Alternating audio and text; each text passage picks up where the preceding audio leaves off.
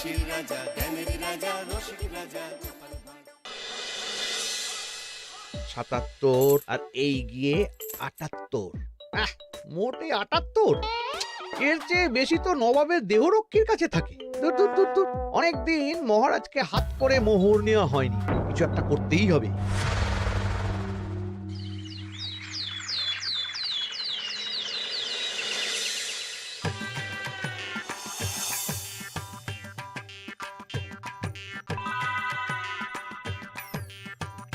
কই গো, কিছু কি ঠিক করলে? রাজকুমারের জন্মদিনে কি উপহার দেবে? হ্যাঁ গো, পেয়েছি, এই দেখো। উমা, এই যে তোমার ছোটবেলা সোনার আংটিখানা। হ্যাঁ গিন্নি, ঠিক ধরেছ। যেটুকু যা গয়না ছিল সবই তো দেওয়া হয়ে গেছে, নহে বিক্রি হয়েছে। আর তো কাউকে কিছু দেওয়ার নেই, তাই ভাবলাম এটাই উপহারে দিই। সে ভালো ভেবেছো। বেশ, আসি তাহলে, ওদিকে সবার দেরি হয়ে যাচ্ছে গিন্নি।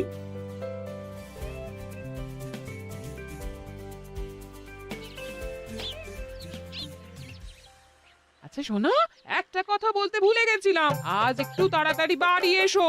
শাড়িওয়ালাকে আসতে বলেছি দুপুরে। আবার শাড়িওয়ালা কেন? আরে তুমি ভুলে গেলে, সামনে আমার বোনদির বিয়ে, তার জন্য নতুন শাড়ি লাগবে না গো। একমাত্র বড় মাসির মেয়ে বলে কথা। বুঝলাম, তো ওই একটা শাড়ির জন্য আবার আমাকে থাকতে হবে? 3টে শাড়ি উপহারের পাশাপাশি আমারও একটা শাড়ি চাই। হ্যাঁ আচ্ছা, তুমি নতুন শাড়ি নিয়ে কি করবে বলো তো? বিয়েটা তো তোমার বংশীর। বলি, সারাটা জীবন তো এই এক কাপড়ই কাটিয়ে দিলাম, কি দিয়েছ তুমি আমায়? কেন, এই নিজেকে? আমার মতো স্বামী আর কোথাও পাবে? ও সব মন ভুলানো কথায় আর চিড়ে ভিজবে না, তাড়াতাড়ি আসবে বলে দিলাম। হ্যাঁ অগত্যা।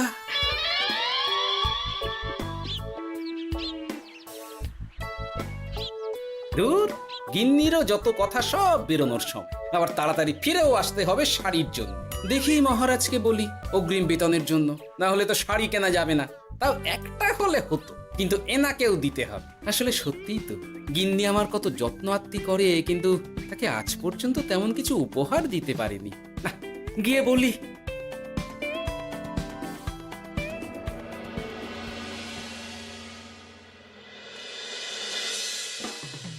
রাজকুমারীর জন্মদিন উপলক্ষে যে আপনারা এত উপহার এনেছেন তার জন্য অনেক ধন্যবাদ।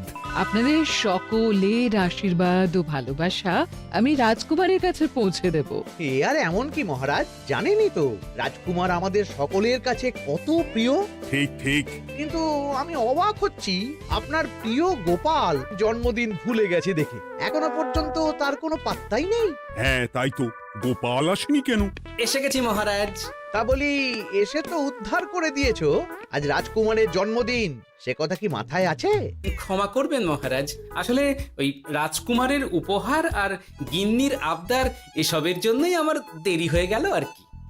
এই নিন রানীমা, আমার তরফ থেকে রাজকুমারের জন্য ছোট্ট উপহার। অনেক অনেক ধন্যবাদ গোপাল। তবে মহারাজ, আমারও একটা অনুরোধ ছিল। কি? আমাকে যদি অগ্রিম বেতন হিসাবে কিছু মোহর দেন, তাই নিয়ে আমাকে একটু তাড়াতাড়ি বাড়ি ফিরতে হবে। উনি বলবেন আর ওনাকে দিতে হবে, মামা বাড়ির আবদার। যেটা জানেন না তার মাঝে এত কথা বলেন কেন? হ্যাঁ, আসলে মহারাজ, আমার গিন্নির বোনের মেয়ের বিয়ে সামনে, তাই গিন্নি আবদার করেছে ওই নতুন শাড়ি কেনার জন্য। জানেনই তো বিয়ে বাড়ির কত খরচা, তাই। এ তো খুব ভালো কথা, কিন্তু অগ্রিম বেতন কেন? এমন একটা ভালো খবর দিলে আমার তরফ থেকে তোমার জন্য কিছু মোহর উপহার। এই না। ধন্য মা আপনি, আপনার মতো মা থাকতে সত্যি ছেলের কোনো চিন্তা থাকে না রানীমা। বেটা আবার সুযোগ বুঝে মোহর পেল, কেন যে আমার এমন হয় না। এবার তাহলে আসি মহারাজ, গিন্নি ওদিকে অপেক্ষা করছে। হ্যাঁ হ্যাঁ, যাও যাও, আজ তাহলে সভা এখানেই শেষ করলাম। মহারাজ, আপনার সাথে আমার একান্তে কিছু কথা আছে, আমি অন্দরমহলে গেলাম। রানীমার আবার হঠাৎ কি হলো, ব্যাপারটা দেখতে হচ্ছে।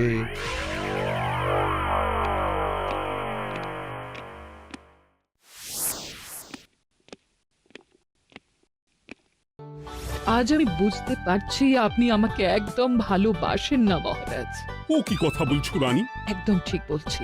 নিজের গিন্নির আবদার মেটানোর জন্য গোপাল কত ভাবে, নতুন শাড়ি কিনে দেওয়ার জন্য অগ্রিম বেতন অব্দি চাইলো, আর আপনি?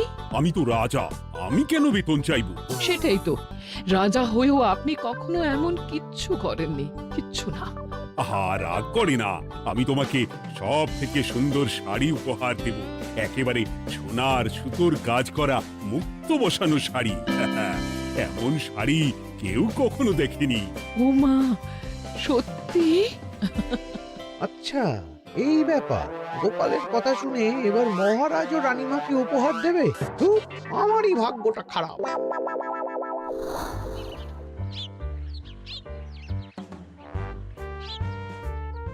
হাজার চেষ্টা করেও গোপালকে আটকানো যায় না। দূর দূর দূর, আমি যা চেয়েছিলাম তা ওই গোপাল পেয়ে গেল। ও কি গো, তুমি কার সাথে কথা বলছো? দুর্ভাগ্যর সাথে। কি সব অলক্ষণের কথা? কি হয়েছে? কি আর হবে, সবই তো তোমার দোষ। আমার দোষ? হ্যাঁ, তুমি আমার কাছে বায়না করো না কেন কিছু? তুমি বায়না করনি বলেই আজ আমি রানীমার কাছ থেকে মোহর পেলাম না, কিন্তু গোপাল পেয়ে গেল। এবার বুঝলাম। ঠিক আছে, এখন তাহলে বায়না করছি, তুমি কাল গিয়ে সেটা রানীমাকে জানাবে। ঠিক আছে? হ্যাঁ, করো করো করো, বায়না করো, বায়না করো। কি চাই, কি চাই, কি চাই? পেয়েছি। তুমি রানীমাকে গিয়ে বলবে যে আমার একটা সোনার হার চাই। এই না হলে আমার বউ। দারুণ চাল চেলেছো।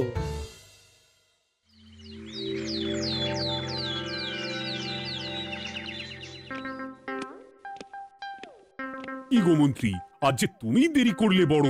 আগে মহারাজ, আমাকে সময় নিয়ে শোনাতে শোনাতে মন্ত্রীমশাইয়ের মনে হয় নিজেরই সময় জ্ঞান খারাপ হয়ে গেছে। তুমি থামো তো মহারাজ, আমারও খুব বড় একটা বিপদ হয়ে গেছে। একমাত্র রানীমাই আমাকে বাঁচাতে পারবেন। আমাকে একটু ওনার সাথে দেখা করার অনুমতি দিন মহারাজ। কিন্তু তোমাদের রানীমা তো এখানে নেই। আসলে জানোই তো যে কুমার অনেক দূরে থাকে, তাই গতকাল রাতেই রওনা দিয়েছে। সে কি, রানীমা নেই? এবার কি হবে আমার? কেন কেন কেন, কি হয়েছে? আসলে মহারাজ, আমার বউ আমার কাছে সোনার হার গড়িয়ে দেওয়ার বায়না করেছে, তাই আমার। বুঝেছি বুঝেছি, চুপ করো তুমি। এখন তোমাকে মোহর দিতে পারবো না। কেন মহারাজ? পরের মাসে দিতে পারবো। আসলে তোমাদের রানীমাকে সোনার সুতো দিয়ে কাজ করা এক শাড়ি উপহার করেছি সদ্য, যার জন্য অনেক খরচ হয়ে গেছে। তাহলে আমার সোনার হার পরের মাসে গড়িয়ে দিও। এটা তো ঠিক না। গোপাল আপনার প্রিয় বলে যখন যা চায় তখনই সাথে সাথেই পেয়ে যায়, আর আমার বেলায় এমন। এমন কোনো ব্যাপার নয় মন্ত্রী। মহারাজ, আপনি বরং আমাকে দেওয়া মোহরগুলো আমার অগ্রিম বেতন হিসেবে ধরুন, না হলে মন্ত্রীমশাই এমন অভিযোগ বারবার করবেন। আহা গোপাল, তোমাকে তো স্বয়ং রানীমা উপহার দিয়েছেন, এসব কিছু করতে হবে না। যেমন আছে তেমনই থাক। ঠিক আছে, আমিও দেখে নেব পরে। কি দেখে নেবে মন্ত্রী? না না, ও কিছু না মহারাজ, পরেই দেখে হার গড়ানোর কথা বলছি। না, মন্ত্রীর হাবভাব মোটেই ঠিক ভালো লাগছে না। বেটা মনে মনে নিশ্চয়ই কোনো ফন্দি আটছে আমার বিরুদ্ধে। কিছু একটা করতেই হবে। গোপালের ওই মোহর উপহার পাওয়াটা আমি কিছুতেই মেনে নিতে পারছি না। একটু মাথা খাটাই, একটু মাথা খাটাই। উপায় পেয়েছি। আমাকে এখনই নবাবের কাছে গিয়ে মহারাজের নামে বলতে হবে।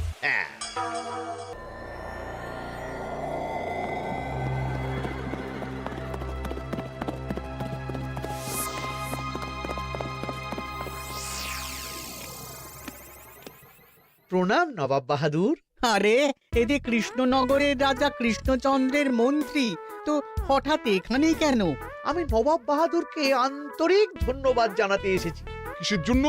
এই যে আমরা খুব খুশি রাজা কৃষ্ণচন্দ্রের মতো একজন শক্তিশালী রাজা পেয়ে। শুধু সামরিক বলেই নয়, আর্থিক, সামাজিক, রাজনৈতিক সব দিক থেকে। আর এটা সম্ভব হয়েছে আপনার মতো একজন নবাবের মহারাজের ওপর কৃপা দৃষ্টির জন্য। বলতেটা কি চাইছো তুমি? তেমন কিছুই না, আপনার গুণগান করছি। নইলে আপনিই বলুন না, আমাদের মহারাজ কখনো সোনার সুতোয় বোনা মুক্তোর কাজ করা শাড়ি কিনে রানীমাকে উপহার দিতে পারে?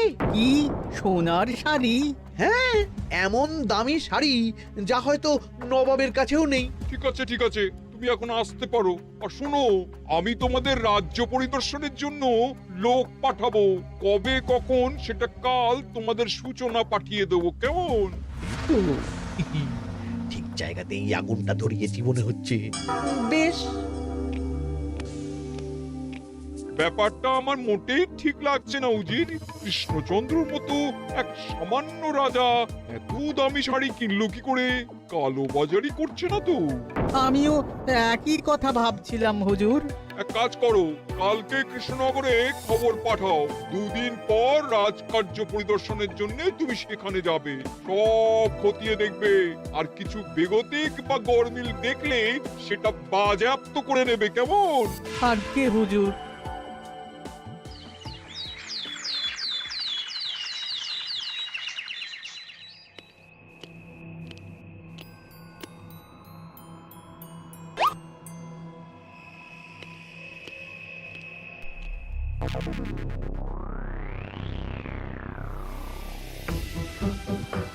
কি হয়েছে মহারাজ? কার চিঠি? নবাবের রাজকার্য পরিদর্শনের জন্য লোক পাঠাবে 2 দিন পর। এতে চিন্তার কি আছে মহারাজ? চিন্তার বিষয় আছে। নবাব আমার রাজকোষের হিসাবও মিলিয়ে দেখতে চায়। কোনো একটা ভাবে নবাবের কানে আমার সোনার শাড়ি কেনার কথাটা চলে গেছে, তাই সন্দেহ করছে। সে কি কাণ্ড! নবাবকে তো চিনি, ভুল ধরার কোনো সুযোগ ছাড়বে না। আর চিঠিতে পরিষ্কার লিখে দিয়েছে, হিসেবের একটু এদিক ওদিক হলেই সে সব বাজেয়াপ্ত করে নেবে। হায় কপাল, এ সব হয়েছে গোপালের জন্য। অমনি শুরু করে দিলেন। আচ্ছা, আমি আবার কি করেছি বলুন তো? তুমিই তো করেছো। সেদিন যদি তুমি তোমার গিন্নির শাড়ি কেনার কথাটা রানীমার কানে না তুলতে, তাহলে রানীমাও মহারাজের কাছে শাড়ির জন্য বায়না করতেন না, মহারাজও সোনার শাড়ি কিনতেন না, আর নবাবও জানতে পারতেন না। একদম ঠিক কথা বলেছ মন্ত্রী, সব দোষ তোমার গোপাল। মহারাজ, আপনি এমন বলছেন? হ্যাঁ বলছি, কারণ এটাই হয়েছে। দুশ্চিন্তায় এখন মাথা খারাপ হয়ে যাচ্ছে আমার। আমি জানি না তোমার জন্য আজ অব্দি এমন বিপদে কবে পড়েছি। এবার তোমাকেই এখান থেকে বেরোনোর উপায় বের করতে হবে। আর যদি তা না করতে পারো, তাহলে আজ পর্যন্ত তোমাকে যত মোহর উপহার দেওয়া হয়েছে সেই সব উপহারের মোহর ফেরত দিতে হবে। সব মোহর যে প্রায় খরচ হয়ে গেছে মহারাজ, আবার আমি কোথা থেকে পাবো? সেটা তুমি জানো। এইবার গোপাল ভালো মতো জব্দ হয়েছে। এই যে লঘু পাপে গুরুদণ্ড। গোপাল পড়ল কাঁদে, এমন দেখে মন্ত্রী হাসে আর আমার মনটা কাঁদে।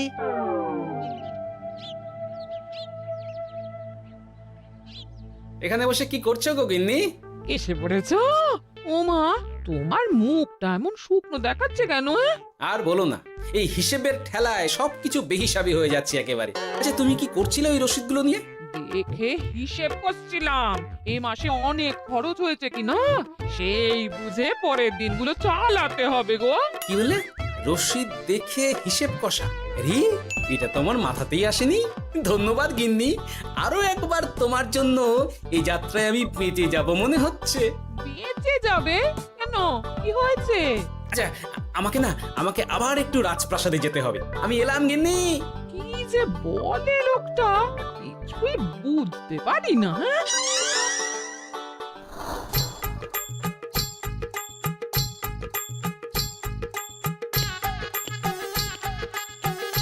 আসতে পারি মহারাজ? এ কি গোপাল, তুমি? আর কোনো চিন্তা নেই মহারাজ, নবাবকে হিসেব বোঝানোর উপায় পেয়ে গেছি। কি বলছো? কি কি কি উপায়? এই দুদিনে আপনি শুধু সকল প্রজাদের কাছ থেকে পুরনো রসিদ সংগ্রহ করুন, তাহলেই কেল্লা ফতে। তাই নাকি? আর নয়তো কি? তবে এ ব্যাপারে মন্ত্রী মশাইকে কিন্তু কিচ্ছু জানতে দেওয়া যাবে না। শুধু আমি যা বলছি তাই করুন মহারাজ। সে তো বুঝলাম, কিন্তু প্রজাদের থেকে পুরনো রসিদ সংগ্রহের কথা ঘোষণা করলেই মন্ত্রী এমনি জানতে পেরে যাবে। চিন্তা করবেন না মহারাজ, আমার কাছে এটারও উপায় আছে। আপনি শুধু খেয়াল রাখবেন যাতে এই কথা 5 কান না হয়। বাকিটা ভরসা রাখুন, কৃষ্ণনগরের একটা ঘাসও নবাব বাজেয়াপ্ত করতে পারবে না।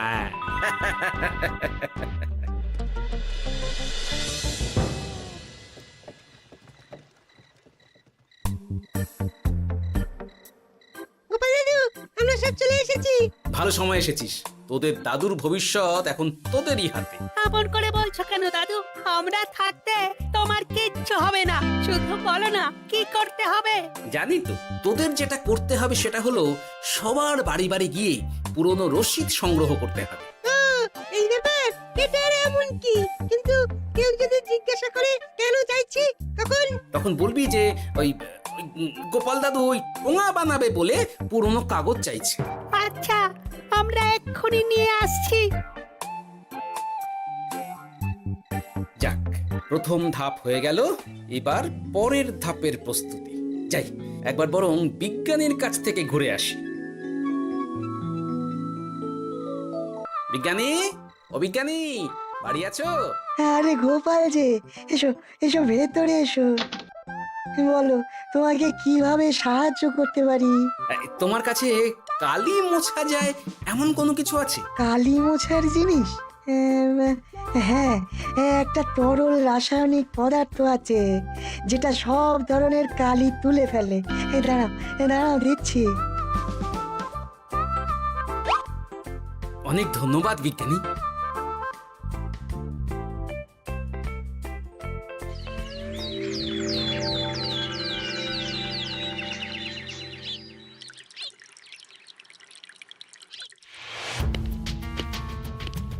আসুন আসুন, আপনার জন্যই তো অপেক্ষা করছিলাম। তাই নাকি? এতটা পথ উনি এসেছেন, আগে ওনার জন্য শরবত ও মিষ্টির ব্যবস্থা করি। এই যে মহারাজ, আমি জল মিষ্টির ব্যবস্থা করে এনেছি, এটাও সাথে নিন। এটা কি? কেন, হিসেব ভোলা ময়রা পাঠিয়েছে এই মিষ্টি ও শরবতের দাম। এর মধ্যে এই কাজের সাথে যুক্ত ভোলা ময়রা আর তার পরিচারকের পারিশ্রমিকও যুক্ত আছে। হ্যাঁ, আসলে আমাদের মহারাজ তো প্রতিদিনের খরচ খুব হিসেব করে চলেন, তাই। ও, আমি একটু বসবো? নিশ্চয়ই, ওই তো ওদিকে বসার জায়গা। আপনি কি হাওয়া খাবেন উজির সাহেব? তাহলে রশিদে ওটাও যুক্ত করব। মশকরা হচ্ছে? আহা, রেগে যাচ্ছেন কেন? আপনার সাথে মশকরা করার মতো স্পর্ধা আমার নেই উজির সাহেব।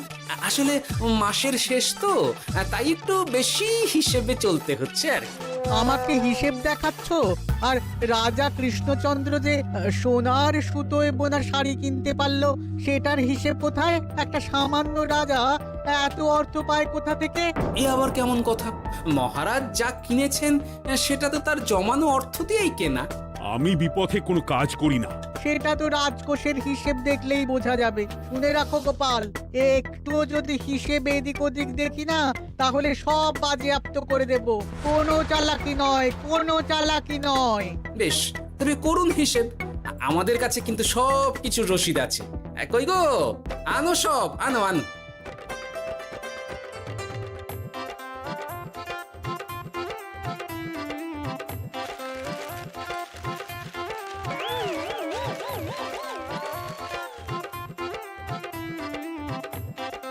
হ্যাঁ, এত রসিদ? আপনি বরং নিশ্চিন্তে হিসেব কষে নিন, আমরা আসি।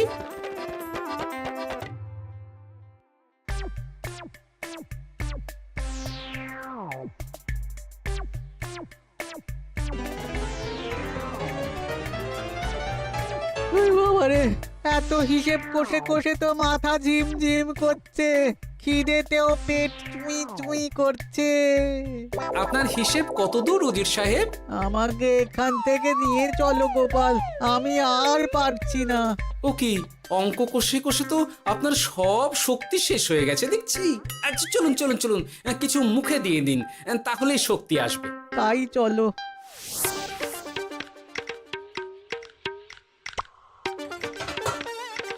নিন, এটা হলো দুপুরের খাবার, আনাজ মশলা এমনকি রান্নার ঠাকুরেরও পারিশ্রমিকের হিসেব। এবার আমি পাগল হয়ে যাব। আমি আর কোনো হিসেব দেখতে চাই না। সব সময় কি আর হিসেব নিয়ে চলা যায় নাকি? কি আর করা যাবে বলুন? হিসেবে না চললে আপনি তো মহারাজের উপার্জনের উপর সন্দেহ করবেন, আর বেশি খরচ হলেই সম্পত্তি বাজেয়াপ্ত করবেন। তাই বলে সব কিছুতেই হিসেব? কোনো একদিকে বেশি খরচ হলে বাকি দিকগুলো এভাবেই কম করে চলতে হয়। কি ঠিক বলিনি? আমি আমার ভুল বুঝতে পেরেছি গোপাল, এবার আমাকে রেহাই দাও। আসলে তোমাদের মন্ত্রী নবাবের কাছে গিয়ে তোমাদের রাজা নামে উস্কেছে। কি? মন্ত্রী এই রে খেয়েছে, আর পালাতে হবে দেখছি। ঠিক জানতাম মোহরের জন্যই এত কিছু। তাই তো নবাব এমন করেছেন। বেশ, এবার আমি ফিরে গিয়ে নবাবকে সব জানিয়ে দিচ্ছি। সত্যি গোপাল, তোমার তুলনা হয় না। আর মন্ত্রী, আগে মহারাজ, তুমি যা করেছো তার কোনো ক্ষমা নেই। তোমার জন্যই আমার এত হয়রানি হয়েছে। ভুল হয়ে গেছে, আমাকে ক্ষমা করে দিন মহারাজ। গোপালের ওপর হিংসে করে এমন করেছি, আর হবে না। একটা সুযোগ দিন মহারাজ। হ্যাঁ মহারাজ, সুযোগ দিয়েই দিন। বেশ, তবে তোমার শাস্তি হলো রানীমাকে আমি যে সোনা শাড়ি কিনে দিয়েছি সেটার পুরো দাম তোমাকে আমায় দিতে হবে।